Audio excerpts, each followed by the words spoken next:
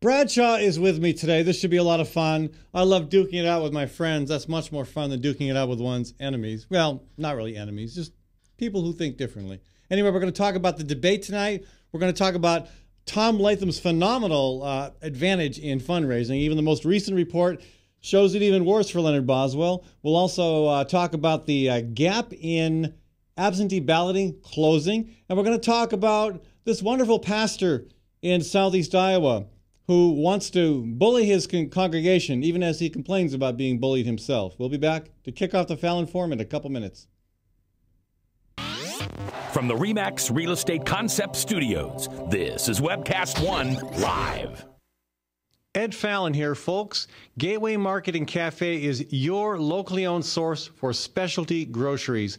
Enjoy chef-crafted, prepared foods, artisan baked goods, organic produce, specialty cheeses, and hand-selected wines and craft beer. Visit the lively cafe for breakfast, lunch, or dinner 7 days a week. Gateway Market is centrally located on the corner of Martin Luther King Jr. Parkway and Woodland Ave. Stop by or visit www.gatewaymarket.com for more details. That's Gateway Market, folks. Good food, great community. This moment of silence brought to you by Tally's Restaurant Bar and Catering, home of Des Moines' premier rooftop dining experience.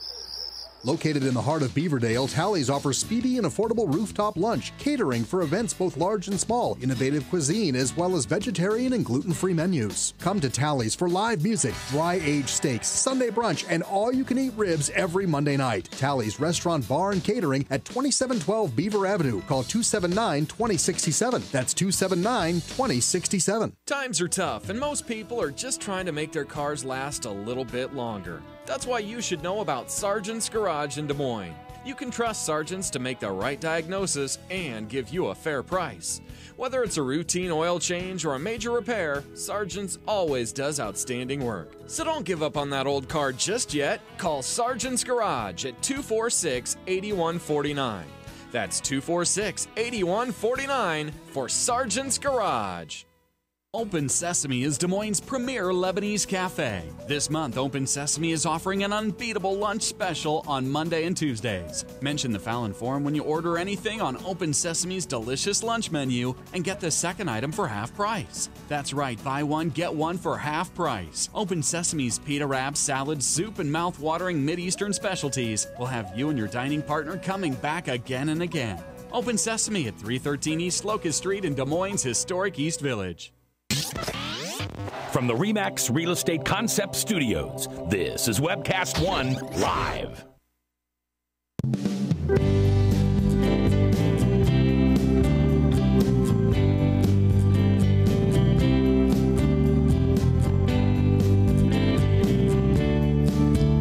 Good afternoon, everyone. Welcome to the Fallon Forum, broadcasting to you live here from the Webcast One studio in the Skywalker across from Palmer's Deli, being coordinated by my wonderful producer, Maddie Arrington. Bradshaw's going to be with me here, but I got to call your attention to a couple things of interest. Apparently, the federal government is streamlining a large swath of western land, 285,000 acres in 6 different states. That land will be available for solar plants, big solar-powered energy stuff going on. I have mixed feelings about that. I really don't know enough to be intelligent. But my thought is, okay, this is great. It moves solar power forward, but who's going to control it? I'd like to think that we could avoid happening with solar what has happened with wind. I mean, I'm all for wind power, but I would like to see it more decentralized instead of being owned by, in Iowa, largely 2 big corporations. That looks like it might happen in this situation as well. Again, hard to argue against more solar power, so we need to learn more about this. First time I heard of it. Anyway, also, this is all good. The government of Puerto Rico has officially withdrawn its support to build a natural gas pipeline. It apparently invested about $50 million in setting that up. And after a lot of opposition from environmentalists and islanders, and presumably islanders who are also environmentalists, they backed off. So you see, this kind of thing, this 99% stuff, this grassroots organizing, this putting your voice out there, it actually can work sometimes. So good stuff there overall. You know, the Register and I, Des Moines Register, love-hate relationship. I turn one page, I love him. I turn the next one, I hate him. I like their editorial this morning. We'll talk about that later. But I really like their 2 cents worth regarding Steve King. And I thought it was really clever. They say, we're not sure how to classify Representative Steve King's handwritten notes incident. All right, maybe you hadn't heard. Do we give him, actually they had a typo, do we given him, Katya, a thistle for violating the debate rule that said candidates could not bring notes? He brought notes to the debate with Christy Vilsack. Or did he? Tempting, but he doesn't need crib notes in a debate, as we can attest having sparred with King a time or two. Yeah, okay, he knows what he's talking about, even if he's crazy. A rose for resourcefully exploiting a loophole in the rule by using the palm of his hand rather than paper. Yeah, that's And they say, nah, there is one more option. His spokesman said King often writes notes on his hand and just didn't wash up well enough. Well, there it is. A thistle to King for poor hygienic practices. All right, a little funny. Haha, Register. Okay, tonight's a big debate. And it's an interesting debate because it is a so-called town hall format, or town hall forum format. It's my favorite style of debate. And Bradshaw's going to be talking with me about it. Oh, and look, here he is in the studio as we speak. Bradshaw, you've got your silly hat on. Silly? Why don't you take that off, okay? You guys are done, finished, washed up. I mean, the Cubs aren't going to win anything between now and the apocalypse. 1908 called. They want their hat back. All right, we're both wearing hats from 1908. Mine's just stylish. Tell that other guy in the studio there to quiet down. Yeah, well, we'll see what happens. But anyway, what's going to happen tonight? What's your take on the debate? I'm not a huge fan of the town hall discussion. It's meant as a kind of a buffer. It's very hard to lose a town hall. Oh, really? Debate. George Bush did a good job at losing. That's how you lose it. If you shocker, the guy who was amazed at the grocery store scanner didn't connect well. Remember that? I'm also amazed at those things, by the way. We go back 20 years. Oh, he's like, you just run it across. Whoa. Yeah, I can relate. Maybe, yeah, that he wouldn't connect. But that's about the only way to lose. And I don't know. Well, you could say that, Al. I mean, again, it's a visual presentation as well. Not just you're not just sitting in a chair. I mean, obviously, body language is always important, but when there's you're predefined moving areas around, that the candidates are allowed to, like go to. Candidate free speech zones. These are the I feel your pain debates. These are questions presented by audience members, selected by Gallup. Mm-hmm. And Candy Crowley is the moderator, and yippee, we have a woman moderating. That's great. They gave her the debate with the least control. I'm just going to throw that out there. Debate commission, just. Well, could Jim Lehrer have had any less control over the first debate? No. Jim Lehrer. I'm still. He's somewhere in a corner, talking to one hand. Tell us the difference between, just completely lost. I'm guessing that's the last we're going to see of Jim Lehrer in the debates, but. Again, these are really hard to lose unless you are absolutely tone deaf. Yeah. And that these are the I feel your pain debates. You look the person in the eye, and you give him, your 90-second sound bite, which is what most of these debates are over what particular issue you want to bring. It's hard to zing. Everyone's been talking about zingers. It's hard to zing the other guy. But how does multimillionaire Mitt Romney, the 47% of you are schleps, and I'll bet you $10,000 as a casual bet, do anything? How can he not come across as anything but disconnected from people?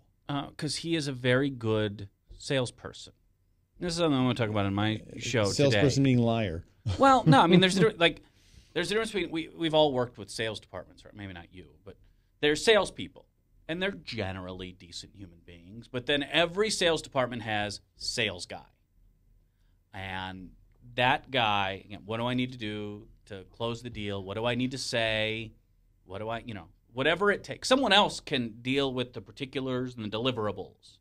I just got to close the deal and get the name on the dotted line. I think that's why you saw a return to, moderate Mitt Romney at the first debate. Sure. His pitch was not working. Remember, this is the guy who went through the Republican debates claiming that he was severely conservative. And what gets me is that when he goes, he takes a quick juke left. All right, multiple choice Mitt is back. And there's parts of Dodd-Frank I really like, and I'm not going to lower taxes on rich people. Regulation is important. Nothing wrong with regulation. That's right. The same folks who were, so desperate for a non-Romney candidate, they would even support, a Santorum surge. Applauded that and thought it was great and yippee, we've always been at war with East Asia. It's amazing to watch kind of these dupes on the right. But I mean, do you think the press is doing its part, the mainstream press, present company excluded? Is the mainstream press doing enough to call out the remarkable transformation, the metamorphosis of Mitt Romney? No, the mainstream media, and this is, people who measure, the number of eyeballs and the number of ears and the number of, readers, want a horse race. They want neck and neck. They want every election to be a repeat of 2000. They want people watching Wolf Blitzer and whatever hologram he has on till 3 in the morning. A race that is decided at 9 p.m., is horrible for ratings. Well, and even worse, a race that's decided a month from the election, as it looked to be about 2 weeks ago, is also really, really bad for readership and viewership. Yeah, I mean, they're all about, again, the horse race. Talking about policy and issues and even strategy is tough. But if you turn it into a quasi-sporting event, who had a good third quarter, who's got momentum, and momentum is so important, but it can change at any time. Yeah. That's much easier to digest. It's much easier for great minds like Wolf Blitzer to bring us. Sure, but it becomes self-fulfilling. You get people start believing that indeed the race is closer than it had been. It was closer than no one expected the Romney campaign to spend, the last 2 months like they had spent the previous 2 months on kind of a nonstop, gaffathon. Right. Just nothing but bad news. Yeah. It was going to turn at some point. If anyone thought, Obama was going to walk away with this election by 7 points, I've got some bad news for you, son. Yeah. That said, again, the fundamentals of our election are strong. I don't want to go completely John McCain here, but when you look at, the firewalls, Wisconsin, Ohio, Michigan, even here in Iowa to some extent. If we lose Florida, one, that is absolutely the fault of the Obama machine for not really sticking Paul Ryan in everybody's face. And, whether you want to call it a voucher program or my preferred name, health stamps. Health stamps. They haven't made a big enough issue of that. Folks, Bradshaw's with me today for the full hour. I don't think I can get rid of him before 1 o'clock. Just hanging around. He has his own show on, of course, at 1:30. But if you'd like to call and join this conversation, you're most welcome to do so. 244-0077 or toll free is 855-244-0077. We are also going to be talking about the absentee ballot race. We're going to be talking later in the program about the Boswell-Latham money race. It's almost not a race anymore. And we're going to take a look at what happened in southeast Iowa with a pastor who complained about being bullied, even as he bullied a member of his congregation who opposed what appeared to be a very blatant violation of his IRS tax-exempt requirements. Back you and I disagree, I think, on the value of the format being used. I like the town hall format. My concern is that now it's become much more controlled. Instead of people getting up and asking questions, all those questions are submitted in advance. They're screened and they're selected by a hand-picked person, probably somebody agreeable to both candidates. So I think you've really, I think even calling it a town hall format anymore just isn't you neuter right. it at that point. And this is you neuter it at that point. You take I think you neuter it now. It's been it's been neutered. That's the point, which is what both campaigns. So why let them get away with it? Why not have a format that truly is the people's format? Because no candidate. Well, Ron Paul would show up, and a bunch of because screaming Ron Paul, gold bugs. Ron Paul, for all his flaws, isn't changing his opinion or his stand on any issue. No, he's had the same opinion since 1812, and darn it, evidence to the contrary will not get in the way. Don't say he's like Candyman. If you say his name 3 times, a bunch of crazy supporters start tweeting you and stuff. But here's my problem. When you are a Candy Crowley, and not to pick on her specifically, but any journalist who gets to kind of that stature, the easiest way to get there and maintain your position is to be an establishment-seeking missile, what Paul Krugman or Atreus would call a very serious person. And we all agree that we need a grand bargain. Jim Laird, Simpson Bowles is like some sort of a holy document. And you get, kind of this established common sense, conventional wisdom that usually doesn't make much sense and it certainly isn't wise. And that's where you start the conversation. It's very hard to kind of pull it off those establishment tracks. Again, what both candidates want. It's very predictable. Yeah, but I doubt we're going to see many curveballs. They've absolutely neutered it. Tonight. You'll see no curveballs and certainly no knuckleballs. But if they come, I would love to see a knuckleball. Get me Tim Wakefield. Get me Phil Necro. Wilbur Wood, highly underrated. But if you get a curveball, it'll come from a moderator follow-up. It will be, here is a very bland question. So if I might, let's be honest. I think Saturday Night Live hit the nail on the head. Did you see their election special with their the undecided voter? So when exactly is the election? And is the president running? Who is the president, and is he or she running again? Are women allowed to vote? Because if not, I have a problem with that. Are men allowed to vote? Because I also would have a problem if that's not. It was really funny. does a good job. It was a parody. I mean, undecided voters, some of them are undecided for legitimate reasons. Well, come on. Some of them are undecided for legitimate reasons because they think both candidates are horrible. Very few people are undecided because they feel both candidates are excellent and they can't choose between 2 levels of excellence. There's a lot of reasons why I can understand people would still be scratching their heads trying to decide what to do. I'm not one of them. That's an undecided. That's someone who's made a decision. And they're upset, and they're not sure if they want to vote for the lesser of 2 evils. I don't live in a Lisa Frank painting full of unicorns. Thanks, because you would ruin that painting. Rainbows. Totally. I mean, don't get me wrong; it'd make an excellent trapper keeper, but I'm not so sure. It would be kind of cool to see on the back of a unicorn. I'm no Matt Merton. And there's no such thing. And until you run for office, you're not going to find anyone who lines up directly with you. It doesn't exist. Right. And if that's your standard, you're going to go through life very disappointed. Sure, of course. But the big question in a lot of voters' minds, I think, is who is really going to solve the problems that are affecting me? I mean, I don't know whether you've seen Janine from Des Moines. It's funny. It's about this gal from Ames originally, living in Des Moines, who she's a staunch Republican, has drank the Kool-Aid, and is out to try to figure out which candidate is going to help her with her crumbling life. I mean, her husband loses her job. I think she is either downsized or losing her job. Her husband actually finds out he's gay. There we go. Okay, Sorry. let's not feed the Bachmans. Sorry. Well, and she's a big Bachman supporter in this movie. At first, it's a fascinating discovery.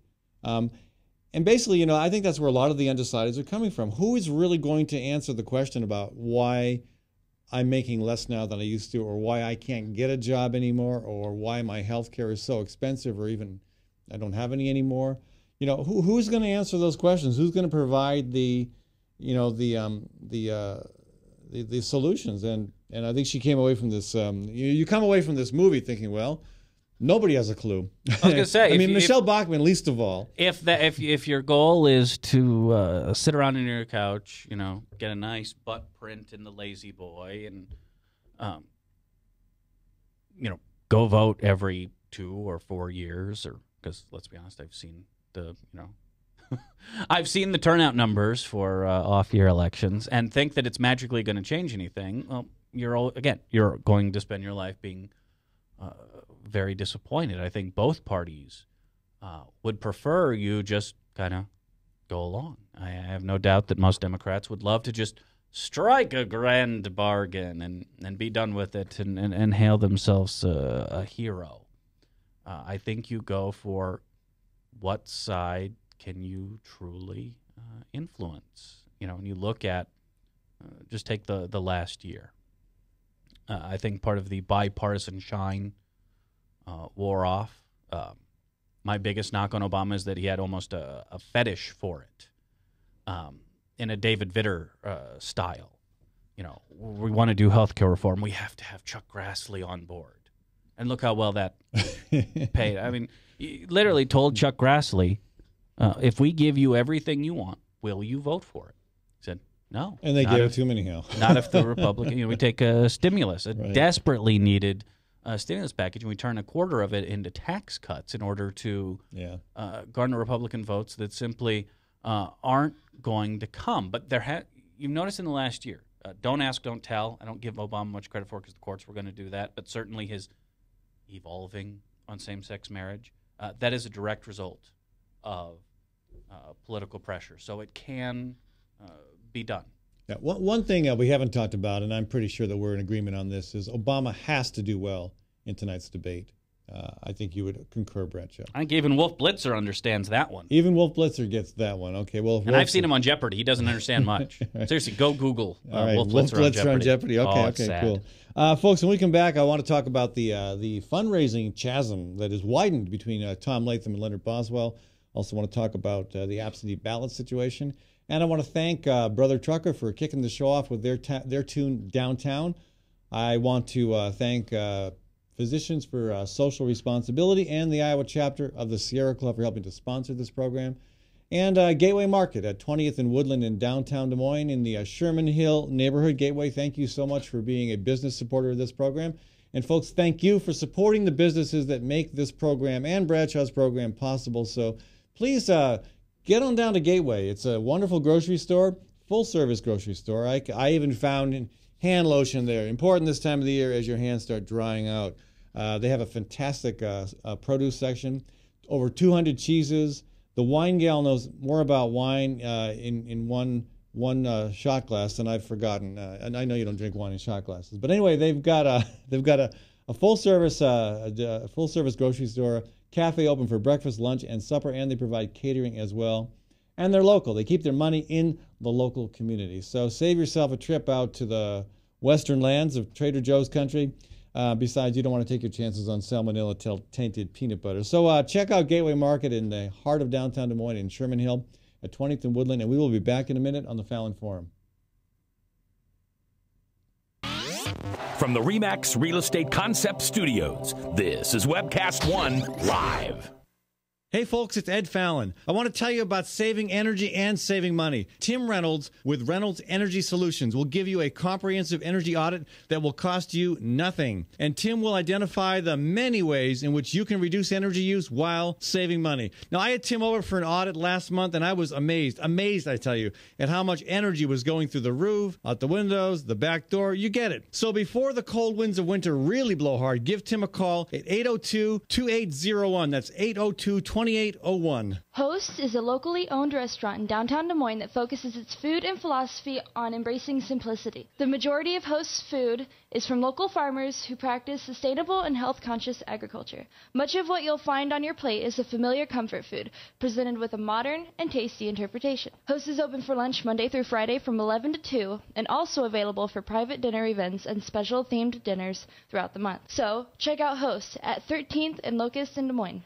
With warm weather finally here, it's time to think about upgrading the efficiency of your furnace and air conditioner. Leonard Tinker Heating and Cooling has provided honest, competent service for over 20 years. Whether it's your home or business, for repair work or to install a more energy-efficient furnace or air conditioner, call Leonard Tinker at 263-0422.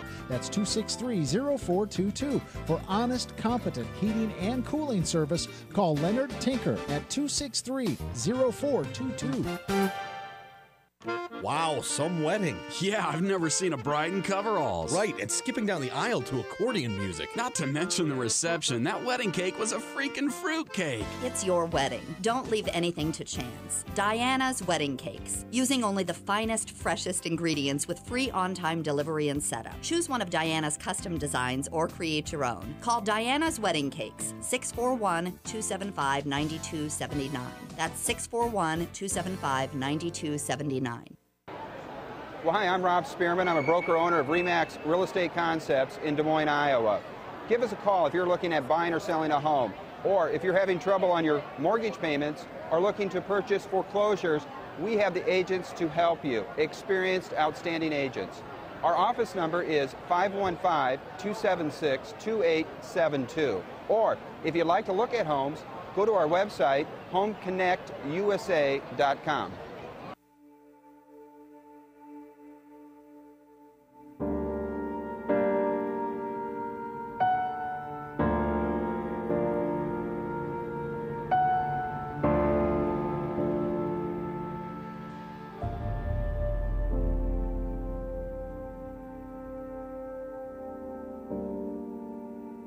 There is hope. Visit groundwire.net and chat now with a live coach for answers. Oh my God, Becky, did you see her bumper? I know she's had work done. Just last week, she had dimples and stuff all over, and now look. Yeah, dimples and stuff. Yeah. I'm Jamie Lasher from Minor Wreck Express. We're here to help with all the dents, dings, and drama of car ownership. Call 278-0101 or visit minorwreck.com for details. We'll see you in the fast lane. From the RE/MAX Real Estate Concept Studios, this is Webcast One Live.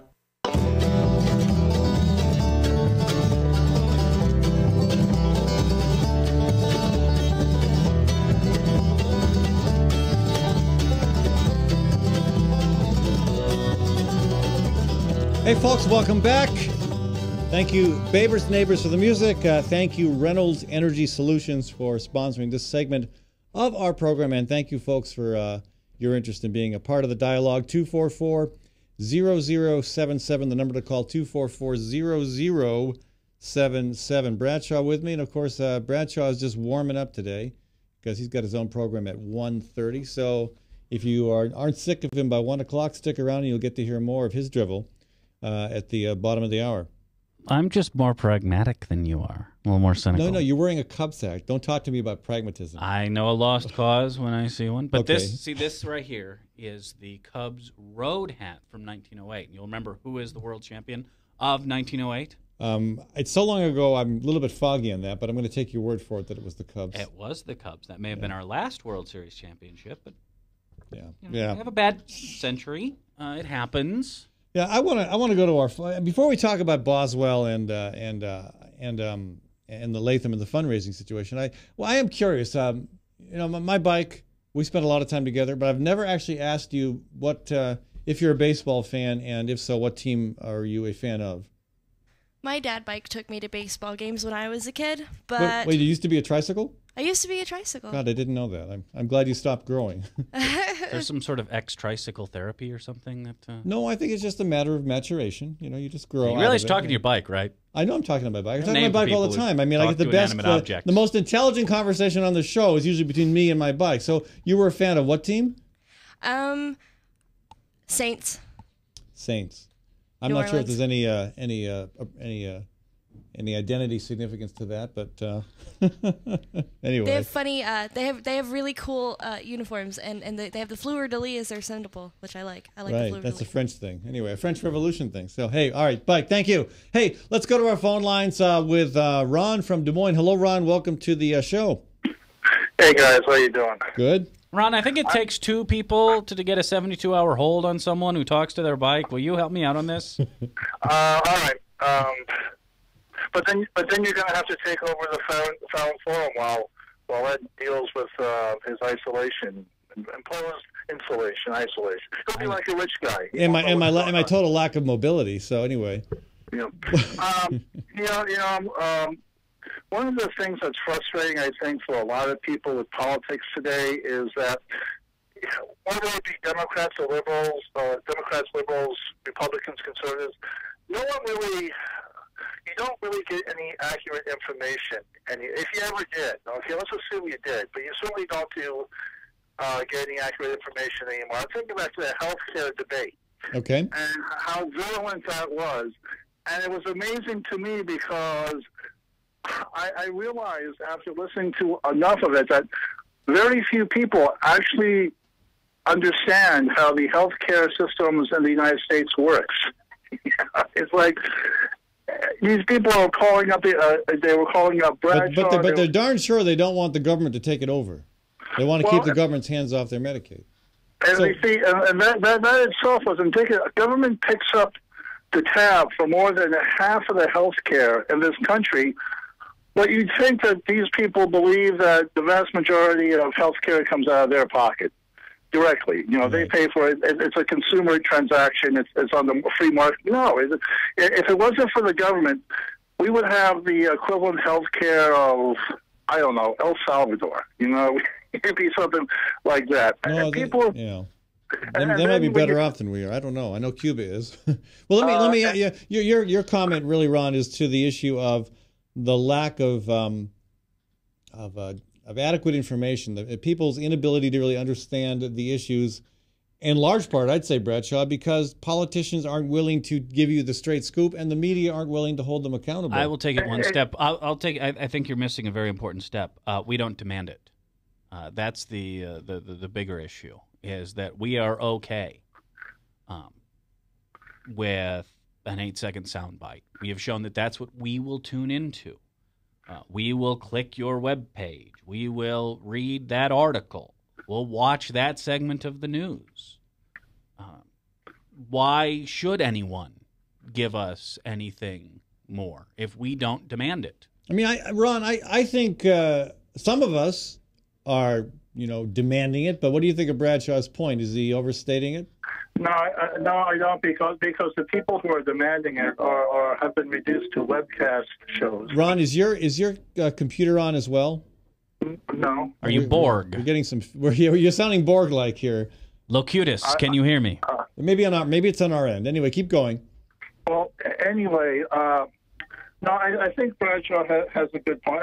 There are people who are concerned, but they're either marginalized or, I mean, why are you guys now on the webcast program rather than in a larger venue, okay? Because no one's really interested in what you have to say.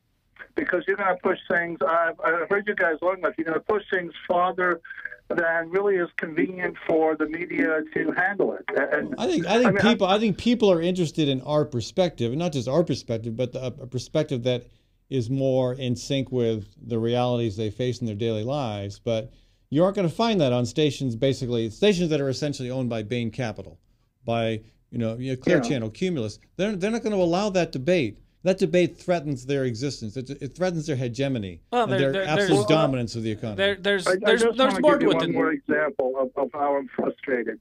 I've been hearing for years now how people need to rein in the government and spending, and we need tax breaks. And I've always wanted to be in a crowd where some politician is going on about that. And I'd like to raise my hand and say, "Excuse me, sir or madam. Aren't we supposedly in the middle of a war?" All right. And during wartime, government grows, taxes go up, and sacrifice is demanded of the populace. What's up with this situation we have today? Because we're actually in a situation where we have permanent war, and yet we're kind of told, "Oh, go to the mall." All right, Brett, let me take a shot at that comment question, Ron, and I'm gonna say goodbye to you. Thank you for the call. We have our connection wasn't the greatest there. It was getting more and more Borg-like. Maybe that's your influence, Bradshaw. Maybe you're causing him to sound like an extra from Star Trek. I find your lack of faith disturbing. I have great faith. I don't. In your evilness. Oh, thank you. Okay, so dog is named Vader. Yeah, your dog is named Vader. There ought to be a law against that. So, to Ron's point, which one? You got narrow it down for me here. There was a bunch in there. Yeah. Well, the bigger issue, asking Americans to sacrifice, that's silly. Well, I mean, we did it. We've done it before. Yeah. We've done it before. We could do it again. Now, you ask baby boomers to sacrifice? Yeah, right. And along with that, their kids and grandkids, not going to happen. No, Ron's right. After 9/11, we were told, want to be patriotic? Go to the mall, spend some money. I remember Leonard Boswell telling us to go out and buy that new car. Yeah, we get checks, with George Bush's name on them and good times all around. No, we're not asked to sacrifice anything. And again, that's not a liberal, that's not a conservative, that's cultural. That is all of us. And, those dirty hippies out there, like me, who maybe said that perhaps a permanent war footing is not in the best interest of this country. And that's certainly, we're not told to sit down, shut up, and just sing. Well, that's Ron. We went back a decade. And that's Ron's final point, too, is that we are in a permanent war economy. There's a set of yard signs on 48th Street that I really admire because the residents have had in their front yard for a long time a sign that says, how is the war economy going for you? And on either side of that yard sign now is a Leonard Boswell and a Barack Obama yard sign. Two candidates arguably, I mean, again, I'm supporting one, not the other, but arguably both have advanced America's, continuation of the war in the Middle East. And on either side of that, you have a local elections, Janet Peterson and Marty Anderson yard signs. Fascinating to me that we have that five sign configuration in their yard. But we are. I mean, more and more people hopefully are realizing that we are. I mean, look at the chunk of the federal budget that the military eats up. Look at how David Loebsack's staff referred to the defense budget as a jobs bill. I quote you, a jobs bill. Well, by the way, so do Republicans. If you ever, they all say, government spending kills jobs. Try to close a military base in their district, and you will see the term is weaponized Keynesianism. They understand, or Keynesianism. They understand that spending creates jobs. Look how, like Steve King, deficit, budget, debt. Terry Branstad, Chuck Grassley. Then try to close or downsize a Air National Guard base in Iowa and watch how they come running. For all their concerns about debt, deficit, and spending.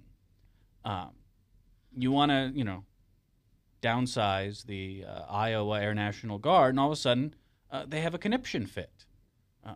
They understand absolutely. It's the reason Paul Ryan, someone with an R next to their name, is in the Oval Office, supports stimulus. Yeah. Why Republicans were all about sending us checks and having a good time and continuing to run up the credit card, and magically as January 20th. long as it's in their district or somebody that is contributing to their campaign. Pork only happens in someone else's district. But again, this is part of the problem we have in this country is that someone like Chuck Grassley can intentionally make Medicare Part D more expensive.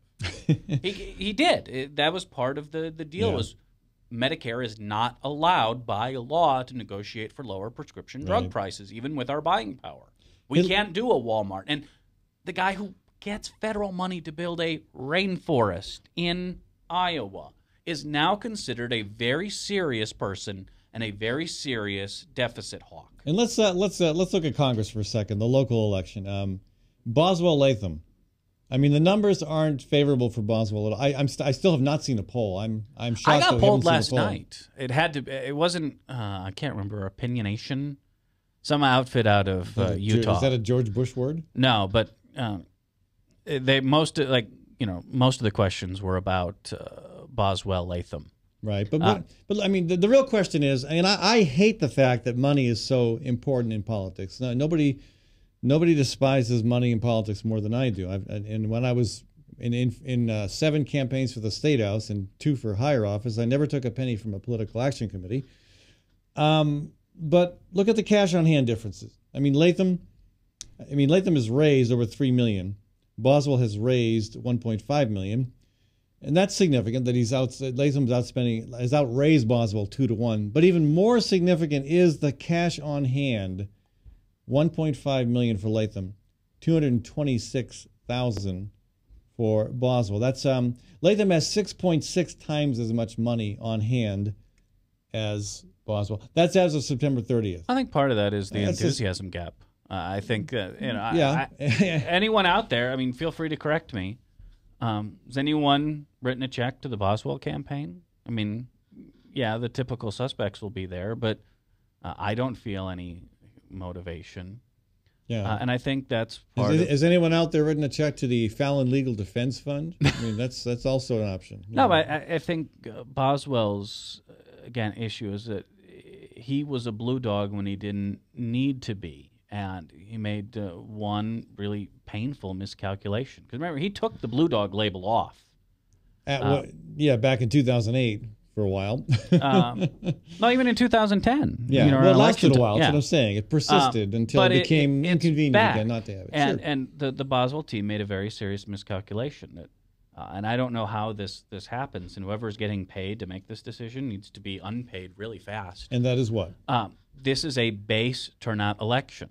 And Leonard Boswell's base is not giddy. But it's more than just his base that aren't contributing financially. It's the lobbyists and interest groups that he has depended upon because they don't want to throw money at a cause that they see ending up being unsuccessful. They don't want to donate to somebody who's going to lose. Momentum is always part of it, and Boswell certainly entered this race, I believe, as an underdog. He shouldn't have, but he did through self-inflicted wounds. But again, that's part of that enthusiasm gap overall. The corporate money will be there to a degree, but I'm really interested. Luckily, we're still on the state list that gets exit polled. I want to see that number of Obama voters who don't vote for Boswell. Yeah, and historically, in 2008, there were a lot of Obama voters who did not vote for the local state legislative candidates. For example, there was a race in the Council Bluffs area. Obama got 600 votes that didn't vote for anybody on the state legislative tickets. Presumably, most of the 600 people who voted for Obama would have also voted for the state legislative candidate. Now, part of that was an organizing effort. The Obama coordinated campaign was basically coordinating the vote for Obama, not coordinating with the other candidates. Yeah, and that became a real sore spot. That's been that's a complaint. Happening now again. That's been a complaint nationwide, is that Obama doesn't push his coattails. He just kind of tucks him in and goes on. You know, he's not interested in really seeing it. On the flip side, I think your Democratic candidates will see improvement because you're looking at something like 600 plus field offices for the Obama campaign, as opposed to 200, I think. Yeah. For Romney. So it's not like Romney has a bad ground game or a bad get out the vote. Well, nothing of the sort. But we are seeing, well, look behind me. This sort of Obama machine is unlike anything we've ever seen. That's not actually a favorable reflection there, Bradshaw. Depends on what. I don't know anything about this stuff. Isn't that the Death Star? Yeah. Isn't that like a nasty thing? Well, it depends. Isn't that like kill people? Is it called a Death Star for a reason? They said they were just test firing the laser. Unfortunately, they were using Apple Maps, and Alderaan was in the way. They're bad. I just like this picture because it gives Republicans conniption fits. I like the orange chair between you and the. Well, because I wasn't going to share space with your bike. My bike didn't want to share space with you. You probably didn't know how to ride a bike. I know how to ride a bike. You barely know how to get out of your sofa and down the stairs and into your car. I just prefer to have a car. Yeah. I've moved on. Your idea of exercising is using the remote. I got a car, and I didn't need a bike anymore. All right? If I had 3 or 4 DUIs, I'd be on a bike. And I have had no DUIs, and I'm still on a bike. I know, but I live in the suburbs. All right. Whatever that means. Anyway, hey, folks, we're going to come back in a few minutes and continue this conversation. Actually, switching gear to a look at the absentee balloting situation briefly, but I really want to talk about this pastor in southeast Iowa who is so rabidly anti-gay that he is kind of threatening to slap one of the women in his congregation for... It's what Jesus would do. Jesus would slap her, I think, don't you? Sure he would. He would Make slap sure everybody. They turn the other cheek so you can slap that one, that's too. Right. And slap both cheeks and then keep on maybe going. I read a bad translation. No, I think that's got to be a different translation than the one I've read. But I do want to thank the sponsor for this segment of our show, Reynolds Energy Solutions. Bradshaw, if you had a house, you would definitely want an energy audit because you would probably find ways of wasting lots of energy, not just on your entertainment center and your TV, but It's amazing how much gets out the windows, the doors, the roof, under the cupboards. Tim will find it all, and he will do it for free. His energy audit costs you nothing. It identifies ways you can save energy and save money. So give him a buzz, folks. 802-2801, 802-2801, or ReynoldsEnergySolutions.com, and tell him you appreciate his support for the Fallon Forum. From the RE/MAX Real Estate Concept Studios, this is Webcast One Live.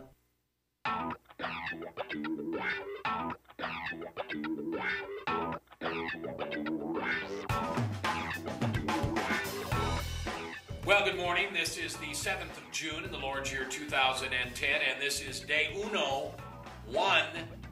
of WebcastOneLive.com. We will begin with Max World Live with my special guest, Tom Coates. In just a minute, there's Tom. Wait. Howdy. And we will be live for the very first time on Webcast One Live.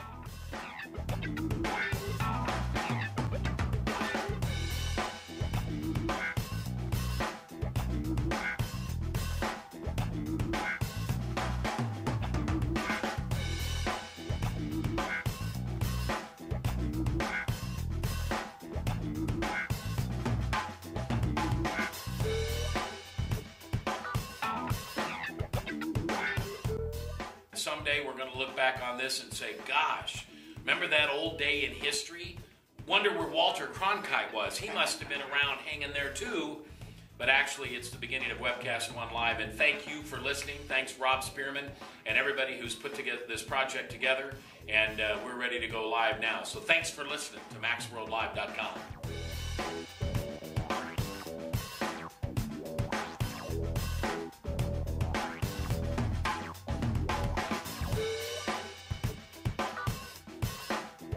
I can't tell you that it's going real well from time to time, but it is going, man.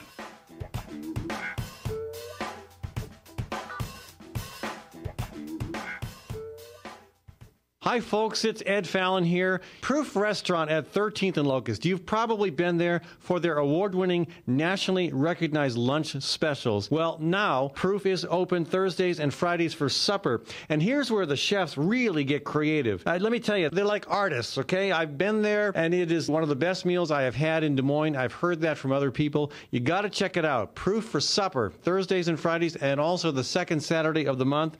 Do not assume you can get in. Make reservations. Contact Proof Restaurant online at proofrestaurant.com or 244-0655. That's 244-0655. Hi, folks. Ed Fallon here.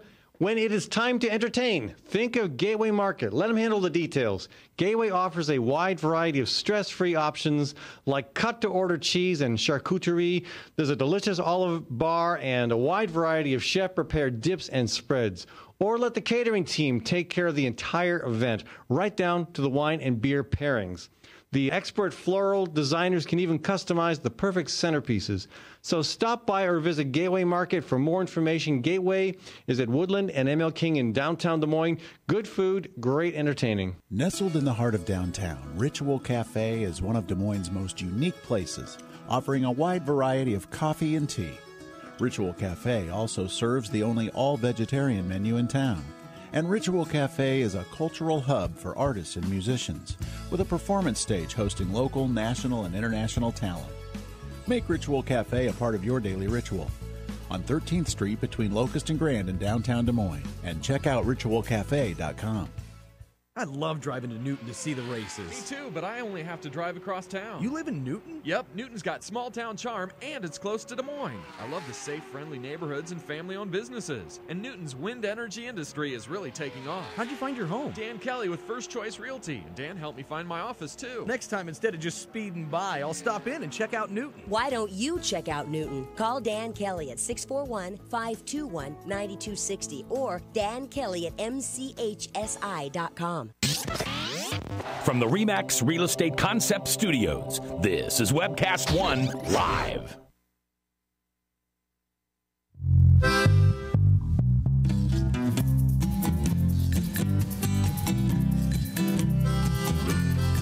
Back, folks, and I want to thank Pumptown, the band there, and also Proof Restaurant for being the sponsor of this segment of our program.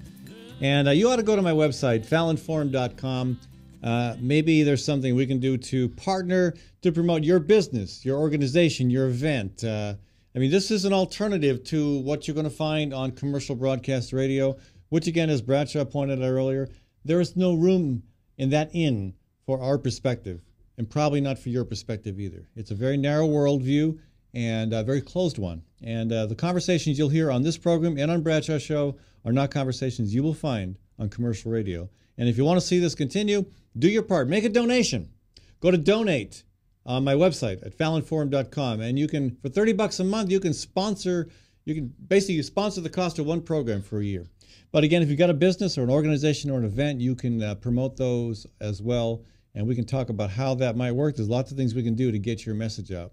And again, the businesses that you do here, there's some part of this show is the studio Webcast One's sponsors, and you can probably tell which are which. But the ones that are actually sponsoring this program, again, I can't do without them. So I would encourage you to go out there and support them as well. And they're all great local businesses with a strong social conscience that keep their money here in the community, except when they go on vacation once in a while, if they ever do. Okay, there's lots more to talk about and little time to do it. So let's skip the whole absentee ballot conversation. We can talk about that some other time. Everyone knew Republicans were going to catch up. Everyone knew they would catch up, although they'll never catch up entirely. Democrats will definitely win that race, but that race means so little in the big scheme because so many Republicans like to vote at the polls. I mean, I'm the same way. I like to vote at the polls. I voted satellite voting in 2008 just because I knew I wasn't going to be available on Election Day because I had so much. From that satellite behind you? Yes. Okay, good. Good for you. But this is how slick the Democrats are. I got just a filled out form. All I had to do was slap a stamp on it, and I could request a ballot. All the Democratic candidates were already checked? It was no.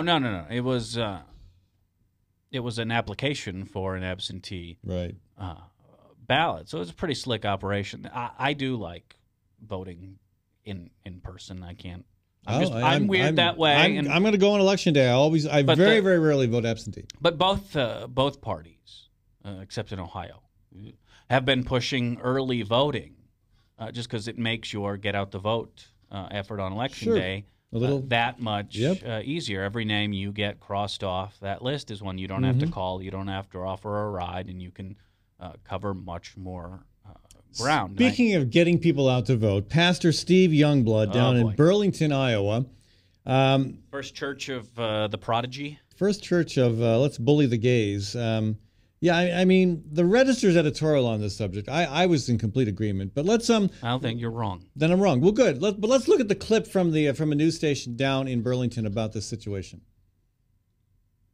A political pamphlet is stirring up some controversy in a Burlington, Iowa church. A woman who attended a Sunday service last week at City Church told the pastor it was illegal for the church to display brochures encouraging people to vote to remove an Iowa Supreme Court judge. Pastor Steve Youngblood acknowledged the woman in a sermon last week, saying he wanted to, quote, slap the woman and calling her actions not proper Christian behavior. The IRS could revoke a church's nonprofit status for promoting candidates or ballot issues. Well, I sure hope they do revoke that church's IRS. You're right, they won't. They should, but they never will. There's something horribly ironic on two levels of this pastor during Domestic Violence Awareness Month threatening from the pulpit to slap a parishioner who disagrees with him and then calling her actions. I mean, all she was doing was pointing out the law, but gosh, his actions, you're bullying, beating up on the gay community. How is that Christian, buddy? I mean, God hates. Oh, that's right. God hates homosexuals. We learned that from Fred Phelps. Yeah, and again, many pastors around here put a nicer, bow on it, but that's basically the message. It's not the sinner we hate; it's the sin we hate. Yeah, that's the family leader spiel, which allows me to hate you. Yeah, I will define you by this, you homosexual. Yeah. No, I find it funny that conservatives preach, we are these manly men, masters of our own domain, but my God, they become little girly men. The minute anyone, like most bullies, the minute anyone stands up to him or says anything. We saw this at the vice presidential debate when, again, Newt Gingrich beats up a moderator. Hooray! Mitt Romney steams Jim Lehrer, which, again, degree of difficulty, low, I understand. Was great strategy when Joe Biden does it. He's mean. He's bullying us. They just... Yeah, this pastor actually complains of being bullied. Victim. He's the one, he wants to slap a parishioner who disagrees with him. He is hateful toward the gay and lesbian community. I mean, we've had a lot of conversation in this state. Even Governor Branstad has come out in support of doing efforts to stop bullying of gay and lesbian kids in school.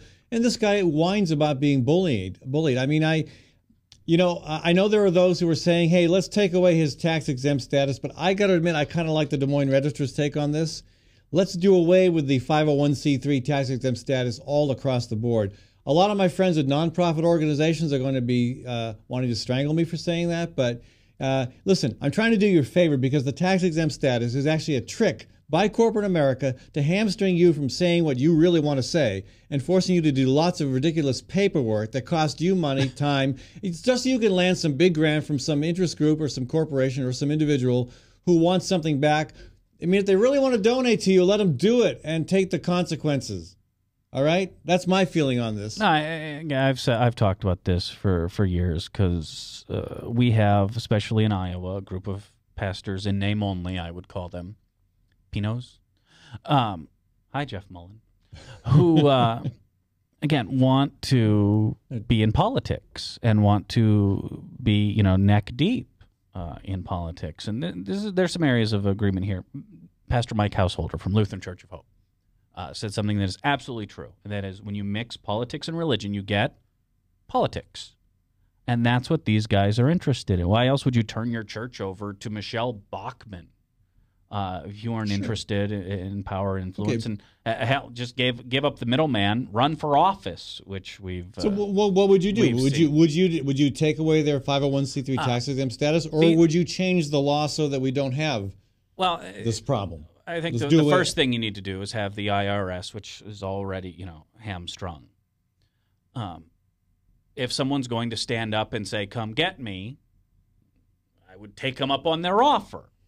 But again, a woman says you're violating the law, and to this, I want to slap you. You are bullying me. Can you imagine their response if the IRS? I mean, the right wing would start pooping kittens if the IRS were to ever actually do this, and that's one of the reasons. Well, as long as the law exists, they should do this. This is a clear violation. It is of the requirements of being a 501c3. But again, for a group that loves to play the victim, again, no matter what, as someone who spent a lot of time with conservatives, say in the mid-2000s, even when they're running everything, oh my God, they're the victim. I mean, it does get tiresome after a while, but I think it's for the churches. If you're a parishioner there, if you are one of the butts filling the pews and dropping in the donations, maybe it's time to ask, hey, Jeff Mullen, who is your true master? Who are you truly serving? If you want to stand up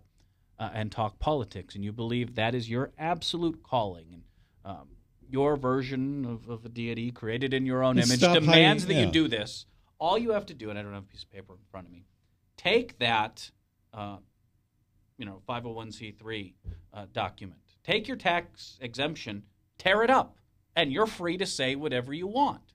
Might cost you some money, but then clear conscience. Yeah. Don't have it. You're being upfront. You're being honest. You are bearing true witness. Yeah. All you have to do is give that up. And I have yet to see a church actually do that because I think at the end of the day, the whole exemption with money is their true master. This exemption goes back to, I think, 1950s when Lyndon Johnson was a senator, and it was in response to organizations that were red baiting people like him. Everyone is who they were. Joseph McCarthy was really after anybody who was a political opponent. So Lyndon Johnson was one of those being billed as a communist, which is just funny.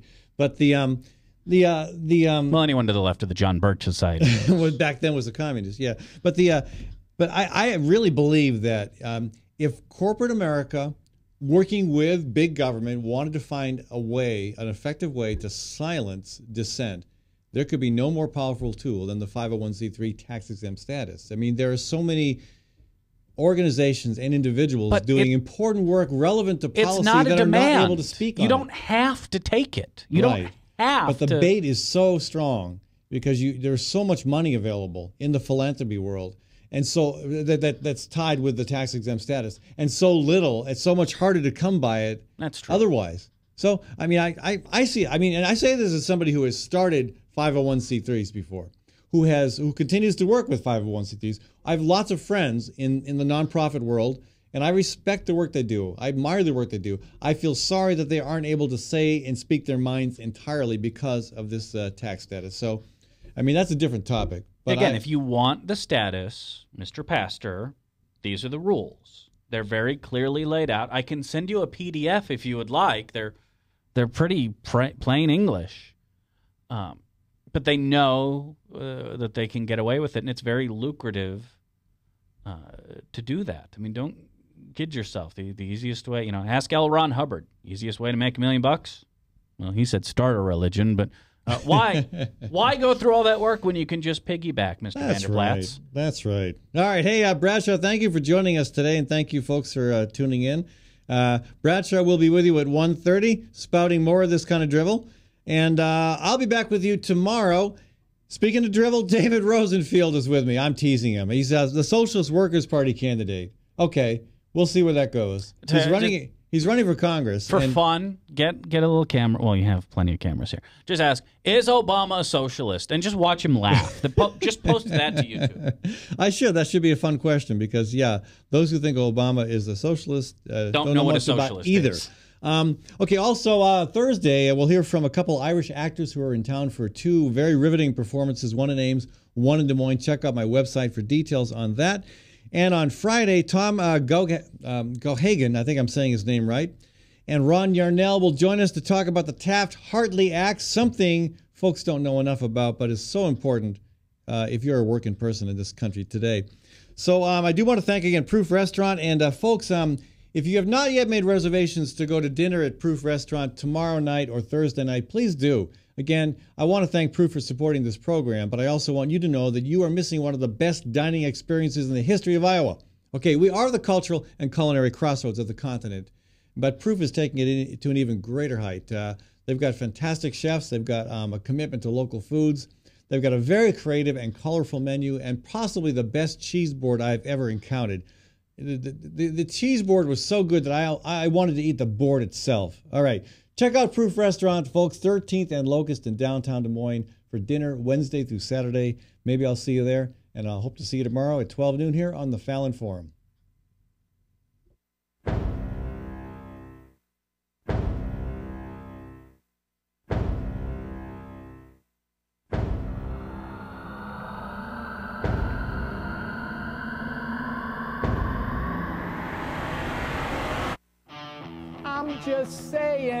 I'm just saying.